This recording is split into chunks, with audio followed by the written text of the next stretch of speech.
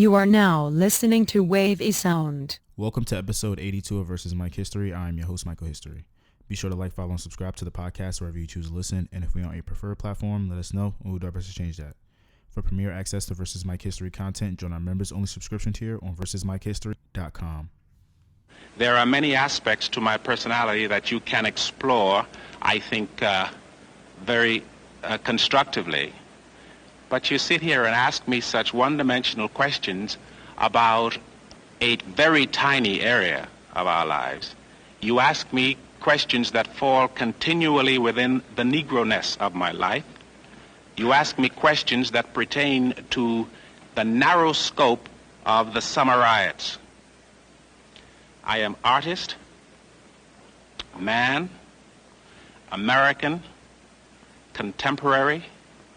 I am an awful lot of things, so I wish you would pay me the respect due and not simply ask me about those things.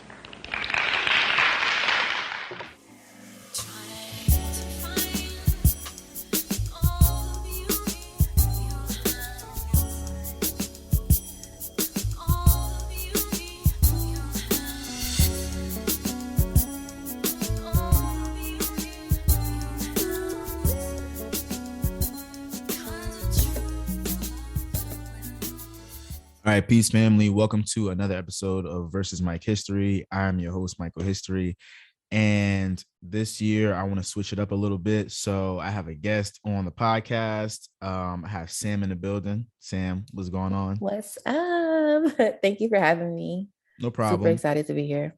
So like I said, I wanted to switch it up a little bit and have a guest on the podcast every now and then just to kind of take them along the journey that we do in terms of shout outs and weekly updates and what's going on in music and television and everything like that. So we're going to go ahead and start with how's everything in your life going and, letting the listeners know who you are a little bit. Well, we start over. Well, hello, everyone. My name is Samantha Sade. I'm based in Brooklyn. I've been in the podcast world for a few years. I have a background in communications and broadcasting and radio specifically. And I'm just out here producing content just like everybody else is these days, I'm just one of them. But I've been recovering from COVID. I ended the year 21 with COVID, battling that. And I'm just now on the back end of the recovery there. So please be safe out there. Protect yourself. I know how everybody really wants to just go back to the regular norm, but we got to be conscious of what we're doing and how we're keeping our body healthy and the people around us that we love healthy too. So stay protected, stay masked up, get boosted if you're not already. All that good stuff. Thank you for that. That's pretty much me. Well, welcome to the show once again. And usually I get started by talking to the listeners directly about, just life and everything like that. So thank you for giving them a little update on yourself. For me, I'm just moved into a new apartment. I feel good about the new year. I'm really focused and zoned in on really making really achieving my goals and being as successful as I can be. And I just want to be as strategic as possible with my life moving forward. I'm about to I just turned 28 in August, so I'm on my 29th year right now, hey. And you saying it's creeping up, the big 30. And I just want to be intentional and meaningful with everything that I do. And I just feel good. So I want to keep that feeling going, keep that momentum going. Yeah, the last few years of your 20s are super, super important. And they really do help you set a tone for your 30s. Sadly, I spent my last 2 years of my 20s in a pandemic. And I turned 30 in the pandemic. So being frazzled and it's just not the way to go. having to rebuild and restructure. And it's scary to do it in the middle of a pandemic, but I know everybody who's going through that right now got it. And you'll do well. Mm-hmm. You setting the tone right now. I feel the vibe. I feel the essence. Thank you. I appreciate that. So in terms of the new year, what are some goals that you have? For me right now, definitely it's more so internal stuff, definitely healing for some past trauma, I guess you want to say. Working on myself physically, mentally, and really just rebuilding from being out of work. I was one of those people that was unemployed for a long period of time. So working on some financial goals. I'm happy to say that I'm back working in a full-time job, and I got the luxury of working from home, so I can work on my health while I work on my finances, so I don't have to worry about being exposed 24/7. Just internally, like wanting to read more books, being more conscious of like the media that I intake is super important for me. And spending a little less time scrolling on TikTok is one of them. One of those resolutions. It's hard to not, because like TikTok is so funny and so the algorithm is so on point at times. So I feel like with me being a solo person, I live alone. I don't see my friends that often because everyone has moved to different parts of the world. So like I scroll on TikTok and I'm like, all right, it's a comfortable. Yeah, it's a comfortable spot. I get into a comfortable groove when I'm scrolling. But I'm trying to limit my time on screen and do more time with myself this year. Word. Yeah, I definitely want to I definitely want to use my phone less, but I think what I'm more focused on is like kind of retracting myself from social media. Like I understand that there's a level of presence that is required for you to be like present and to run a brand and market and things like that, but I just feel like as a society we've gotten to a place where social media consumes so much of our personal lives that like I just want to be able to build a very firm restricted wall between like what's extremely personal and what I actually want people to see. And that's like outside of like the podcast stuff and everything that I put out here, because this is where I want to be transparent. But I'm talking about like in terms of like personal social media use and things like that, and making sure that like I'm just not all willy-nilly with personal information and things like that. I just, cybersecurity and all like razzle dazzle, like I don't know. I get paranoid. Even outside of like cybersecurity, just like how people communicate with each other online, like the way that, especially on Twitter specifically, like how people react to other people's thoughts as if they know the person. Right. And so there's always like this dragging nature, and like people are so quick to be quick with the one-liners, and you're like, you don't know this person. Like think before you actually decide to communicate or to respond to something that you could just easily scroll past. And me, I'm not, if you know me on Twitter, I'm not one to like hold back. Like I tweet about anything because I've been on the internet for such a long time. Right. Like basically the beginning of Twitter, essentially. So I'm comfortable with just tweeting away. Like I really don't think twice or whatever. If you get the joke, you got the joke. If you a little too sensitive, guess what? I'm sorry. Like, keep it pushing. Right. But I also understand the running the brand portion, with a podcast that I had, just trying to separate the two, but that was just my personality, and people, sometimes they're drawn to that and they accept it and they enjoy it. Other people who just don't know, and they're like scrolling past your name and you get retweeted randomly by thousands of people. Now they feel like they have input on you and they don't really even know you. So like, I understand that, wanting to like dial back a little bit. And even like taking it a step further with people who like get into those small interactions and then like they have a small knowledge set or background in hacking, and they want to hack your whole life over some small argument. Like, and I remember I was just watching like some A&E show. I think I was watching a A&E show with my dad about this guy who just he like fell in love with swatting. Like, and if you don't know, swatting is like when you call a SWAT team on somebody you playing video games with online, which is insane. And he just like What? he like fell in love with it. Like he kept doing it. He did it to people, he did it to schools, he did it to hospitals, like he did it to news stations, like and he ended up getting somebody killed, and that's really what what stopped him. But yeah, so like stuff like that is like super People scary are because unhinged. yeah, like, and like the knowledge of the internet is so public that like you can gain that skill set at any point in your life. And for me, I just want to be protected because like anybody, you can get beef with anybody on the internet. Like it's not even like, it's not real life where like something has to happen. Like, and on the internet, nothing has to happen. Somebody can just be like, I don't like the way this person has a lot of followers. I don't like this way this person's profile picture looks. I don't like.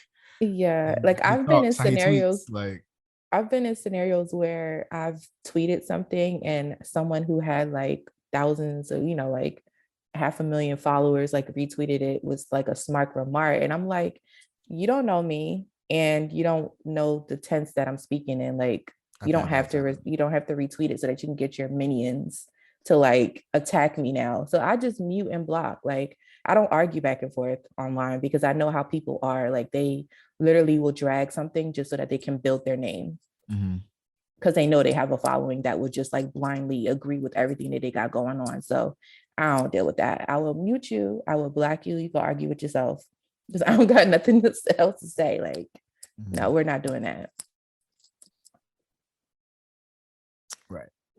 All right. Well, let's go ahead and pivot. So usually I try to start the episode, even though we are well into the episode now, with shout outs. So I wanted to know if you had any shout outs you wanted to give to anybody, any love you wanted to spread. I try to keep it high on positivity. I just want to shout out everybody right now who's surviving this pandemic. Truthfully, like you guys are doing it. Everyone that's, protecting their health and protecting their families and just the general public's health doing their part. I got respect for y'all. Obviously stay educated, make the best decision for yourself. But I appreciate those who are taking it seriously and really want to get us back into a space where we can live our lives comfortably. Yeah, that's the only people that I want to shout out right now because it's a hard time. And if they don't feel what they're doing is being appreciated, I appreciate y'all. Yeah, I wanted to give a shout out to educators and healthcare workers because I feel like right now particularly is a time where like those professions are being asked a lot and not being given much in return. And just because of the nature of their work and how it's supposed to be something that you're passionate about from a moral standpoint, and I feel like that's like weaponized. So I just wanted to give a shout out to them because it's important that they feel like their work is important, like you said, and it's important that they feel like they know their work is important, like they don't feel like it's something that they have to slack on or something that is not necessary, because it is extremely necessary and we appreciate everything that they do. Yeah, they are super valued at this, even before this time, but even more during this time, because I know they have so much going up against them, in terms of like dealing with CDC regulations, making choices for personal choices that impact their financial abilities. So it's not an easy situation right now. Right. All right. So I want to get into some news topics. I want to start with an interesting article that I found on Black Enterprise about this Black woman who was fired from Google because she founded her own firm that's building AI that's intended on helping disproportionate Black people. So I want to read this article real quick. Um, Timnit Timnit Gerbu, an Ethiopian with Eritrean heritage, was leading artificial intelligence computer scientist. This is a mouthful. Excuse me, y'all. Timnit Gerbu, an Ethiopian with Eritrean heritage, was a leading artificial intelligence computer scientist until she was fired from Google. Recently, she launched her firm that was awarded $3.7 million in funding from the MacArthur Foundation, Ford Foundation, Kapoor Center, Open Society Foundation, and Rockefeller Foundation. Her company is an independent artificial intelligence research institute that will concentrate on harmful outcomes technology has on marginalized groups who encounter inordinate effects from AI structures but lack the access to govern its development, as reported by the Washington Post. I found that article and I thought it was interesting because it's really important that we take the time to focus on the effects of AI in disproportionate neighborhoods, because those neighborhoods have absolutely no impact on how that technology is developed, and it just is freely deployed into their neighborhoods. And if we just take the time to focus on that and how and the little stories that have popped up and made some noise, then it's recognizable that this is an issue that needs to be focused on. And I just wonder how her firing from Google ties into her starting this firm and everything like that, because I know we was talking off mic about Google's hiring process relating to Black people and how it's been iffy. Yeah, there's been some reports that the hiring process for Google, they'll ask more difficult questions in comparison to the questions given to non-Black candidates. Mm-hmm. And so it's a little bit more difficult for Black and POC candidates to get into Google based on those. And we have, sites like Glassdoor, Indeed, that sort of give you a little bit more insight on the interview process and that sort of thing. So you can kind of go and research and see if there is a little bit of a difference. But I think it's interesting that there is this type of intelligence that's being deployed in neighborhoods that aren't being informed, number one, that it's being deployed in their neighborhoods. They don't know the exact nature of these pieces of intelligence that's being deployed in their neighborhood and the reasons why they're there. And so I think what she is doing is important to look into those things and make sure that those neighborhoods are not being, I guess, abused in that sense with technology. Yeah. Because at the very least, we should have access to the data. And I think that's like the ground level. And there's so many things happening behind the scenes. Of course, we already know that, like, we already tapped in, like, no matter how much you try to protect yourself online, like, a lot of our data is already being taken from us and being used towards advertising to us and stuff like that. So I feel like that's a little bit intrusive to have technology now outside of like your apartment, your house, just like, what are you doing? Like, what is this for? Mm-hmm. That's interesting. Yeah. I also have here that the 3 men that were convicted of killing Ahmaud Arbery have been sentenced to life in prison. And I'm getting this from Blavity News. So Travis McMichael and his father, Gregory McMichael, as well as their neighbor William Rody Bryan, who were all convicted of killing Ahmaud Arbery, were each sentenced to life in prison. BBC reports Bryan was given the possibility to seek parole in 30 years.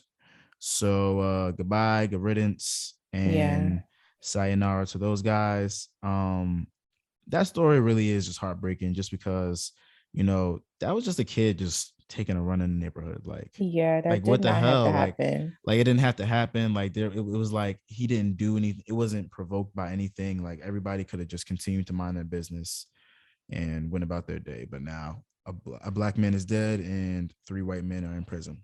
Yeah, and it's just like life. It's hard to like celebrate people going to jail over the loss of a life. Like, yeah, happy justice was served, but like again, that did not have to happen. And I don't know. I don't want to feel numb to those stories, because those are real life people and they have family that love and miss them. But it just sucks to like have that anxiousness of like watching a judgment go down and feel like, yeah, we're not going to get justice, but then be surprised that we actually get it. Yeah, I feel like the last two major cases where folks were convicted, sort of, I hope, is the turn in the tide and like justice actually being served, where people are being killed senselessly without reason. Yeah, bye to them motherfuckers. I don't care. To keep it real frank with you. Yeah. Well, moving on to a lighter topic, I have here from Shadow and Act that Judge Steve Harvey, yes, you heard that right, Judge Steve Harvey premiere features woman who used brother's funeral money on a BBL. I'm sorry, y'all. I know this is I know this article is ridiculous. This article's headline is ridiculous, but I just had to read it. So, in the new ABC primetime courtroom comedy series, real life people with real life conflicts will present their case in his courtroom, ranging from family disputes, unpaid bets, sour friendships, everything in between. With the help of Nancy, his trusted bailiff by trade, Steve plays by his own rules, basing his courtroom on his own life experiences and some good old common sense. Sisters Daphne Springs and Tiffany Brooks went to Harvey's non-legal court to hash out a domestic issue regarding. I like how they say non-legal though. Right. Springs said that she wrote a check of $6,000 to Brooks to pay for her brother's funeral, but Brooks used the money on a Brazilian butt lift and liposuction. I think that's all I read. Because first of all, shout out to Steve Harvey for securing a bag. He's judge never without a bag. Are you serious? Never without. And yeah, this story about funeral money for a BBL is like, it's just ridiculous. And I kind of just wanted to read the headline, the story. Even you don't need to even hear anything else, because like what was the thought, like the thought process behind that though? Like taking funeral money for a procedure that may end up you needing a funeral yourself. Like, I just don't. Like, right. What? You know, you gotta do it for the gram. Anything for the gram these days. Like, the ghost of her brother is gonna be looking at her reflection like, girl, you did that. Like, I ain't get the service I needed, but you did that. You look good. Like, okay, so let's get into word of mouth. I just wanted to address some legends that we have recently lost. We lost Betty White. She passed away at 99 right before the new year. And we recently just lost Sidney Poitier. He passed away at 94. And that man was an absolute legend. Yeah. So much to say, but you know, I'll let his legacy speak for itself. And if you don't know who he is, then go do the work, go do the research. Yeah, both of those individuals actually iconic on the film, on TV. It's sad. Like, I hate just seeing the elders go. Like, I know it's like you can't escape it. It's just like, dang, like you want to be sad, but they did live a long life. Like, it was bound to happen at one point. And like, I've gotten to this place, I don't know if this sounds weird, but I've gotten to this place where I'm like, we're in such a transitional era where we're like losing all of these legendary people. And I just feel like this is the time where people are supposed to be cementing their like the people who are supposed to be stepping up should be stepping up to be cementing their legacy. Like, it's time for new legends to be born and people to be new art to be emerged and things like that. Like, Harlem Renaissance was 100 years ago. You know what I'm saying? Like, so I don't know. I think about stuff like that, and I think like, you know what? Like, it's time for progression. It's time for things to move on. It's time for things to elevate. And, um, with all of this loss that we've had recently, I just feel like it's time for us to step into their shoes and, try to fill those shoes as best as we can. Yeah, we need more of those roles being Mhm. written and presented so that we can get those actors into that position of like, all right, you're a legend. Like you're Right, about to be right, right. stamped as a legend. We can't just hold on Exactly. to Denzel now. Like Exactly, exactly, exactly, Denzel is exactly. getting gray, we Right. can't hold on to him Hmm. forever. So Hmm. Yeah. yeah. And yeah. I know you wanted to talk about the Fresh and Fit podcast a bit just because it was all over the interwebs and the Twitter timelines and all of that. Y'all can see my face right now. Um, well, obviously, I mean, by now everyone knows of the viral clips from that particular podcast and their choice of words talking about specifically Black women. But in general, I just want to say, as a broadcasting graduate, and I have a degree centered around radio specifically, I am not a fan of the podcast with more than two mics.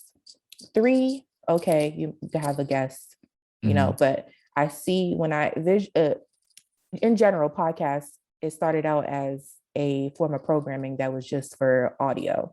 Mhm. Over time, that's grown into a visual thing where now you're posting videos of your podcast on YouTube, Vimeo, whatever. Mhm. So the visual aspect is now being intertwined in this. So you have a lot of podcasters who are bringing on people who really, I'm not going to say not have no substance in what they got to say, but like the conversations and the guests are just not quality anymore. Also, the fact that when I see a screen or a video and I see that there's like 18 microphones, how does that Mhm. make sense for a podcast when it's supposed to be the audio is the focal point?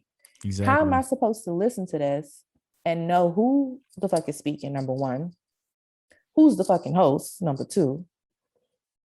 When you got 16 mics in the room, like how is that even possible with the feedback and all that other stuff? Like that just triggers me when I see that. And just to cut in real quick, a lot of these podcasts, if you removed the video, it would be a shit show. It would be a shit Horrible. show. You wouldn't know what you wouldn't know what you were listening to. Y'all lean so heavily into the video that it's not even a podcast anymore. Like, and I don't know if it's the intention to for people to start with a podcast and enter the YouTube community. I'm sure that has its benefits, but it's lazy. It's It's lazy and very, it is lazy and like it shows. It shows. yeah. I think the focus is on the video aspect for sure, because they know that's the easier way to get streams. Hmm. When you see all the commotion and the ruckus going on, and I feel like if you need to have 15 guests on an episode, whatever you're talking about is not of quality. If you need to have 15 people put an input so that you have a conversation, um, that just triggers me as just a purist in terms of podcasting and just broadcast in general. Like you would never go onto a radio show or listen to a radio program and hear 18 people on a mic at once. Like that doesn't make any sense. Yeah. Also, the type of genre that the Fit and Fresh podcast is, I just don't enjoy content like that. I feel like there's so much more vital information and podcasting themes that is just underrepresented and not getting the spotlight, and like the negativity always ends up getting these type of programs to shine. And I just don't want to listen to a podcast that's centered around bashing women and then hiding it underneath the title of like, oh, it's a preference. Like no, like that's just pure hate at this point. Like And it's like it, and the stigma that they bring to the profession is embarrassing. Like being a Black male podcaster is like being a Black male rapper like an up and coming black male rapper, minus the talent.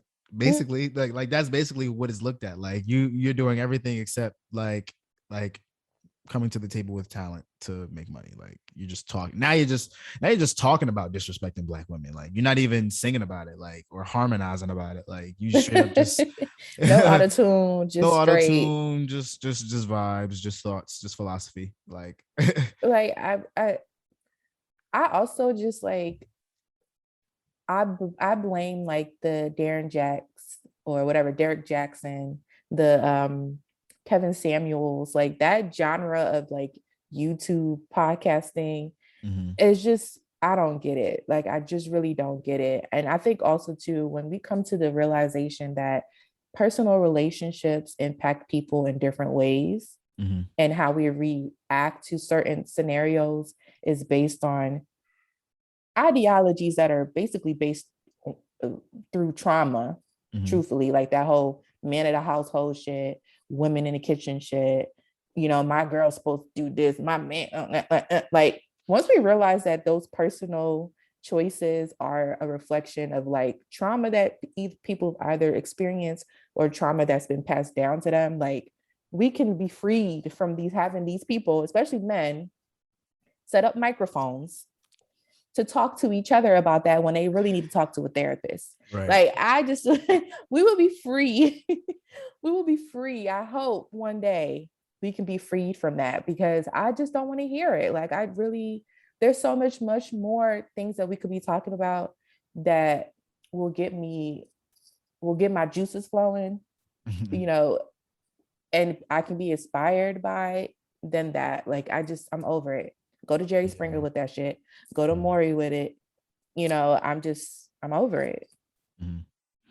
Yeah, that's why like even with my podcast, like I struggle with programming sometimes, because like some of the things that I talk about, I don't always want to talk about, but at the same time, I'm not about to succumb to like speaking about bullshit topics and gender wars and, you know, like feeding into what will get the best or the fastest turnaround in terms of listeners and audience and things like that, because like that's really all it comes down to. It's not even necessarily that people want to talk about that stuff. It's just that that's what people want, that's what they think people want to hear. So they continuously talk about it over and over and over and over and over and over and over again, and like they sound like a broken record, and you create a horrible stigma for yourself. So yeah, I'm also just like talking about hot topics in general can end up causing like a program to spiral, because those hot topics, they repeat the same conversation over and over again too. Eventually you'll see yourself talking about the same issue over and over again. So I think it is, if you are planning to produce a program, whether it's YouTube or just audio based like a podcast, really think of a niche that will cater to things that you actually care about.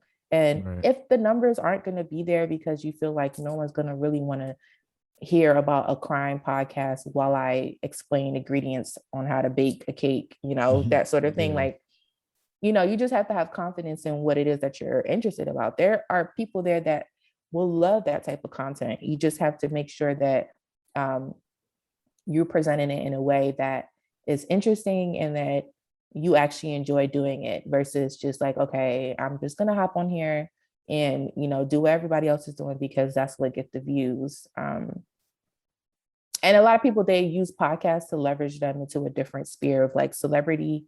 And I feel like that's what those guys really want. Cause that one guy, he's like gone viral on TikTok before spewing bullshit nonsense. So I just think that's just what he likes to do for the controversy at this point. Some people don't care whether it's negative or positive. They just love that they get attention in the first place, because they know that there's people that there's people that are going to hit them up just because they saw them on their screen. That's sad. That is not why podcast at all. Like it's just disappointing to think about altogether. Yeah, like why did you start podcasting? Let me ask that so that people know. Well, I got into podcasting because I legitimately started listening to podcasts like I started listening to The Read. I started listening to Joe Budden podcast. I started listening to Earn Your Leisure. And this is like years ago, like 2019, 2018, 2017. Like really You 20 say that like like it was 2005. This was years ago. Like yeah. No, right. But like I feel like from my perspective, when I discovered podcasting, it just wasn't something that was like as nearly as mainstream as it is today. Mhm. Like I was looking around and I was like, yo, this is like something that people are making money with. And I hadn't really found the communities that had already had access to that knowledge yet. So I knew that I wanted to get into this field somehow. So I started I wanted to like get into producing podcasts before like starting my own. So I looked out a couple of different shows and I was like, hey, like I'm trying to start this network, yada yada yada, work together, everybody come together and cross promote and things like that. Then I started my own show with my homegirl that ran for like 10 episodes and then died. And then the two other shows on the network, those also failed, or ended rather. I won't say failed. Um and then I was like, you know what? I'm just gonna start my own podcast, and I'm just gonna focus all of my previous knowledge of like media production, which is like photography, videography, graphic design. I'm just gonna focus all of that into the podcast because all of those key knowledge sets that I had gained over the years uh growing up, like I could apply to one thing, and that was something that I was always looking to do. And I wasn't really big on talking on the mic and things like that, or even bringing attention to myself rather. But I just was like, you know what, this is something that like I can do. I know for a fact I can do this. So I was like, I'm just gonna put my focus into creating the best product that I possibly can, and that's what I've been doing for the past 2 years. And you've been doing it. So keep going. Thank you. Please don't be distracted by the nonsense that's getting the streams and the views, because truthfully, the pure content, the content that's being created with integrity, that's going to stand the test of time, truthfully. Right. And like, I mean, the truth is that Versus My History isn't meant to just be a podcast anyway. It's gonna branch out to other form of different industries and things like that. So I may not even be podcasting, but Versus My History will definitely be around, and it will have started as a podcast. So I think that in itself is a meaningful thing, because like this is definitely an industry that you can get into with low overhead and propel yourself into a career where you can feed yourself, feed your family, and things of that nature. And I really believe in industries that like where you can really build yourself up, like, and it doesn't really take some large institution behind you to get you there. Because like that's like music industry stuff. Like I'm trying to leave that behind, leave that in the past. Like everybody needs to have the tools to be able to build themselves up. Like they shouldn't have to rely on somebody else to come throw some money at them. They should be able to do it. And I've noticed over the last couple of years, when those large institutions like Apple, Spotify introduce like podcasting programs to like help boost smaller content creators. When you read the fine print of those contracts for like those camps and stuff, they want you to present the program, and they literally own it. Like they want to own your ideas. And so I've always shied away from that, because I've had people DM me like the same link a million times, like, oh, Sam, like you and your crew should definitely sign up for this. Like y'all podcast is dope, blah, blah, blah. Like, and I'm like, yeah, thank you, but nah, like I'm good. Like, why am I going to spend my time pitching my idea to a company that's going to just take my idea and give it to a celebrity's, random family member because they have that connection to someone that we know? Right. They'll present it that way, the idea that way. Yeah, because that's all corporate is anyways. Like you find out a good idea and you apply it to something that already works. Like you don't, like you usually not are people aren't usually using a new idea to build something new up. They're using a new idea to build, like to reestablish something that's already around, And I see that a lot. Like, but yeah, that's pretty much it in terms of word of mouth. Like we talked about Fit and Fresh, we talked about the legends, and that's pretty much it. In terms of new music, I just want to go over some new music that came out over the weekend. So Gunna dropped DS4 ever, rather. I don't know if you heard it, but I mean, I've heard bits and pieces. I have to dive into Gunna. I personally, mm-hmm. I'm gonna be honest and frank with you. I personally listened to Gunna maybe 2 songs, and the main one was Heat with Chris Brown. Oh wow. No tea, no shade, but like yeah, I have to get into Gunna. I feel like he is a good I guess predecessor to Thug, but or successor, I should say, to Thug. But I have to wait and see. I do love his fashions though. Yeah. Beautiful gowns. Yeah, beautiful gowns. Yeah, so it just features a couple people: Young Thug, Kodak Black, Lil Baby, G Herbo, Young Blue, Future, and Roddy Ricch. Where is that? Hang on a sec.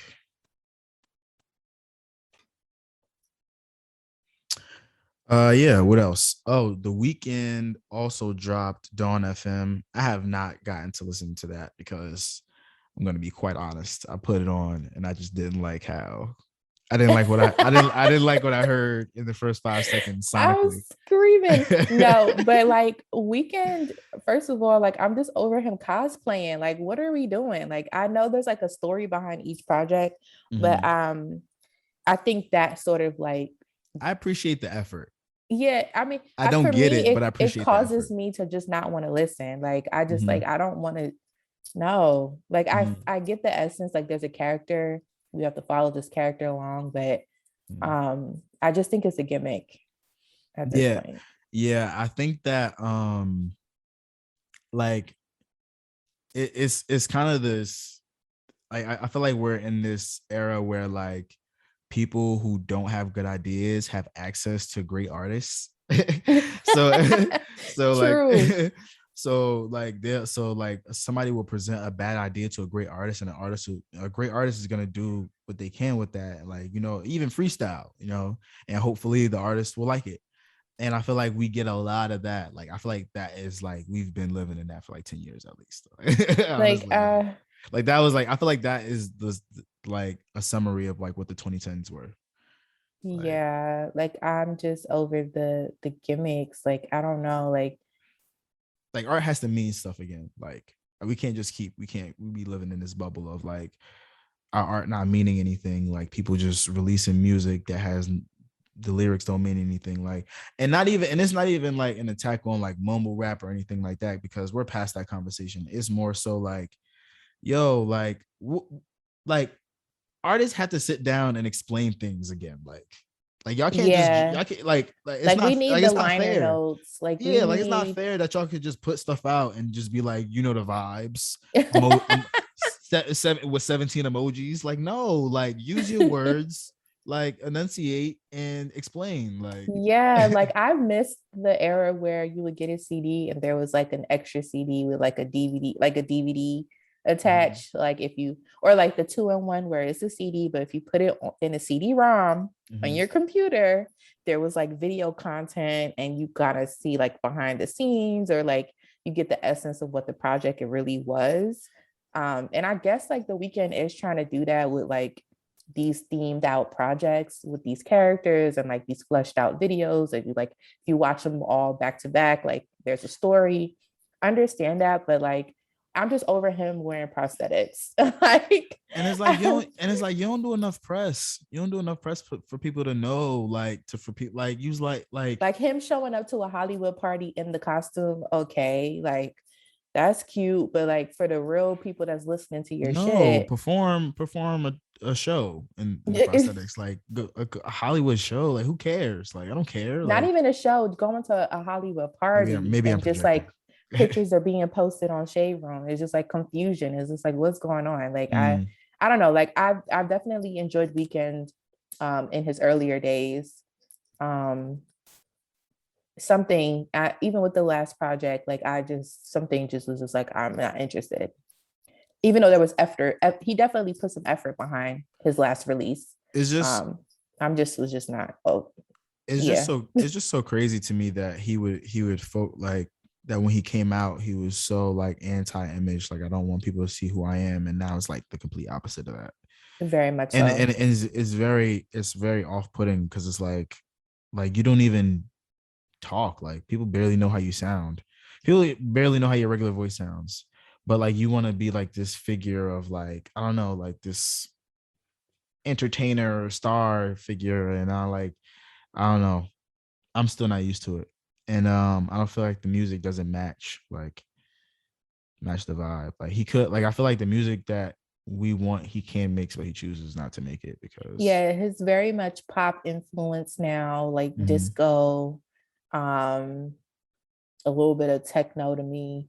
It's just not the same vibe, and it's still being passed as R&B because he has brown skin. So that's another topic. Let me get into some other releases. So in terms of singles, we got Ann Clemens and Kalani with Section, 2 Chainz, 42 Doug with $1 Million Worth of Game, Earl Sweatshirt with Titanic, Moonchild, and Layla Hathaway. What's the name of that song? The name of that song is Tell Him. And we have G Perico with Hurricane and the Queen's Cast, and Remy Ma with Lady Z Strikes Back. I actually heard the Queen's Cast and Remy Ma song. That joint hard. Like Remy Ma had some bars on there. I was like, okay, maybe actually want to watch the episode with Remy in it and see what's happening. Yeah, the way that's the show on ABC, right? Queens. Yeah, it's Brandy Eve and who else was on that show? Notori is on that show, and the Latina woman. I need to get into that show. I haven't watched not one episode because I don't really like musicals like that. Yeah. It seems like a great concept for a show though. I ain't gonna lie. It's not giving Glee vibes. No. Oh, well, I mean, I haven't seen it, so. Oh, okay. Because I've seen snippets of it. I know that I know that the show is about like these women who had a group back in the day and they decided to get back together. Like, okay. So I know that there like definitely are musical numbers, but I mean, would you consider was Empire Glee vibes? It was, yeah. It was definitely a musical. So like it might be in the pure essence of a musical, like just gonna break out in song in the middle of a conversation. I mean, I guess it would have to be if Eve and Brandy are involved. Like, yeah, I mean, everyone on that cast who was Lil' Kim, so she was Lil' Kim back in the day in that horrible Biggie movie. Oh gosh, but like everyone on that cast, you know, sound good respectively. So I've seen snippets of like some of the songs featured on that show, and they do good on their own. I would just have to sit back and watch the episode. One show that I'm super excited for it to come back is Atlanta. Ooh. So that's coming back in March. Atlanta is coming back very soon. And that segues right into our TV segment, by the way. Oh, awesome. Yeah, I'm super excited about Atlanta returning. It's been such a long hiatus. What, like 2-3 years? Like, I feel like too long. Make me I gotta go back and rewatch that season, honestly. Yeah, and I mean, I sort of like filled it in with Dave when that was on. And every time I watched an episode of Dave, I was just like, damn, I really want Atlanta to come back. I really want Atlanta to come back. Yeah, I feel like it's even disrespectful to compare the two. Like when I watched it, I was like, oh, like, you know, you for me, this seems like a good show. Like it seems like it was shot in the same type of style. Like, oh, let's make an Atlanta type show. Like I feel like that was their approach. But when I watched it, sadly, it didn't live up to my expectation of humor. Yeah, definitely. Like if you listen to his music, I personally am not a fan of that type of like cheeky stuff. but the show works in regards to like his whole persona and stuff like that. Like it makes sense. Like if Asher Roth had a show like that, when he dropped had like a college show or some shit, that would be like it would have fit his whole vibe. But Atlanta, super long awaited. Like it's just been too long, and I hope that it's not a buzzkill. I'm not no shade to Insecure, but like the last season of Insecure for me did not do anything for me. I was just thinking about that randomly when I woke up. I was like, Insecure kind of just it was very drifted off, huh? Yeah, but in the essence of like where that storyline was heading, I guess that's how it would be in real life. Like when shit is going right, there's not drama. There's there's like how you react to certain things is a little bit more milder. It's not as chaotic when you grow as a person. So I'm assuming that was the vibe that she was going for. But it was very lackluster for the viewers per se. Even the last episode, it was just kind of like, oh, that was it. Like, okay. But Atlanta, I hope their season comeback is not dry. Like I need some action. I need something like, just to reel me back in, because they've been gone for so long. Yeah. Something else that I'm looking forward to that comes back actually is back. Well, once this episode comes out, it'll be out. Euphoria. Oh yes. Euphoria is back. Euphoria. That is a wild ride of a television show, I will tell you. And I seen that they're was not expecting X-rated Degrassi. I seen that Lil Meech is in that too, and I'm like, wait, what? Lil Meech getting to the bag. Shout out Meech, man. So I'm interested to see what his role is in this show. Yeah. Yeah, I feel like there's something else. Killing Eve is coming back. I don't know if you watched that show. That's with Sandra Oh. That's like a BBC produced show on Hulu. I'm looking forward to that. And there's something else. I don't know. There's a lot of Tyler Perry shows coming back, but I don't know if you watch like The Oval, Sisters. I think those shows are coming back soon.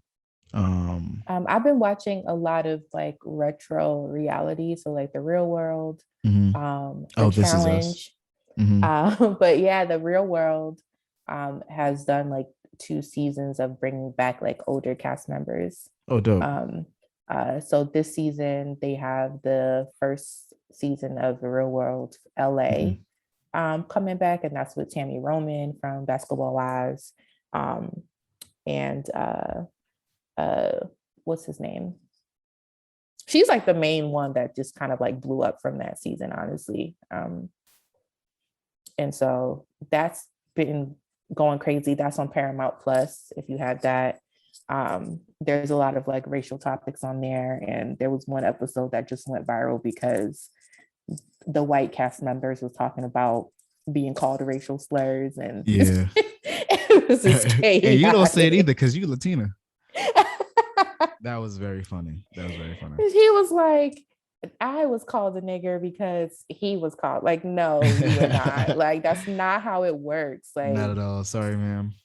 Like, if you haven't seen that clip already, just Google Tammy Roman Real World. But yeah, I've been watching a lot of like retro stuff that are making like a resurgence. Like The Challenge as well. They have a lot of like older Real World people this season. They have Tech, who was like a very popular cast member back in the day. So yeah, I've been into that shit. Word. All right. Well, thank you for coming on to the show today, Sam. I really appreciate your presence. Your back and forth has been awesome, and it has been a wonderful experiment to know that like my format works when also including a guest. So thank you for testing that out with me. Can you let the people know where they can find you on social media if you want them to? Certainly. Thank you for having me. I haven't been on a mic in a minute, so appreciate you for having me. Everyone can find me on social media at Samantha Sade. Yeah, Sade like the singer, or the group, I should say, on Twitter, Instagram, Facebook, same name. Working hopefully on rebooting my podcast, Dope Girl Dialect. But if you want to listen to that, we have all episodes featured on Spotify, iTunes, or Apple Podcasts, I should say. Anywhere you can listen to a podcast, you can find episodes of Dope Girl Dialect. Hopefully working on my own thing in a little bit. So find me there. I follow back. I'm not a weirdo. So thank you. No problem. And as always, send topics, questions, music, and movie suggestions. Follow the podcast on Twitter at VS Mike History and on Instagram and the Fanbase app at Versus Mike History. Follow me on Twitter at Mike History and on Instagram at Last Name History. And this week's sound selection comes from Gunna. I am going to go with Alotta Cake. So you stay beautiful, Black people. Stay wonderful. And we will see you at the next episode.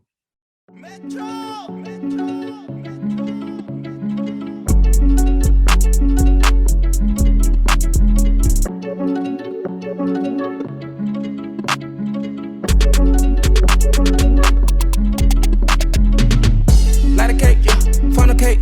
What is this?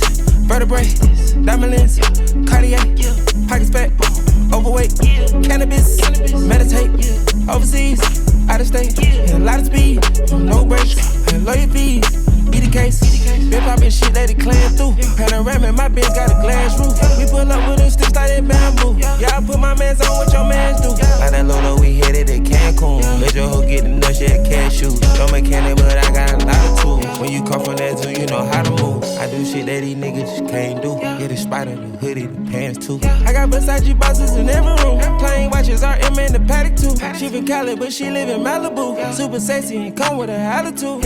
Yeah, bitch got me daddy-o. Feel like Biggie, I'm going back to Cali-o. Condo terrace, no, this not a patio. Hey, come stick me, hit me with an antidote. I can sign you little niggas like Alamo. In my business, little bitch, you a nosy hoe. I tell Thugger, he told Rush, go slam the door. Ain't no couple, you know we get plenty more. Set these pennies, now I got a penny loaf. Shorty pretty, I'm tryna get in the throat. Light a cake, funnel cake. What is this? Vertebrae, diamond lens, Cartier, pockets fat, overweight, cannabis, meditate, overseas, out of state, a lot of speed, no brakes, and lawyer fees. Be the case, been poppin' shit that it clan through. Panoramic, my bitch got a glass roof. We pull up with them sticks like that bamboo. Yeah, I put my mans on what your mans do. Like that Lolo, we headed at Cancun. Let your hoe get the nuts, yeah, cashews. No mechanic, but I got a lot of tools. When you come from that zoo, you know how to move. Network, politics, poppin' shit, powder kicks, high fashion, got a lot of this. Open ceremony, all type of shit. Pull a Rolls Royce, it's a color in, or the 6'3", AMG Benz. Swimming in the money, knee deep in, and I'm digging in your honey on the weekends. But I can't stay long cause I gotta go. Looking for a new bitch, you need my limo. Call me one of AK, Mr. Got It On. They gon' take all money, designer clothes. If this shit I'm up, we gon' finish strong. I can get her head up, I'm a real Capone. Come inside my head, say you can't do no wrong. Get some rest in your bag and you bring them home. Light a cake, funnel cake. What is this? Vertebrae, diamond lens, Cartier, pockets fat, overweight, cannabis, meditate, overseas, out of state, a lot of speed, no brakes, and lawyer fees. Be the case, been poppin' shit that it clan through. Panoramic, my bitch got a glass roof. We pull up with them sticks like that bamboo. Yeah, I put my mans on what your mans do. Like that Lolo, we headed at Cancun. Let your hoe get the nuts, yeah, cashews. No mechanic, but I got a lot of tools. When you come from that zoo, you know how to move.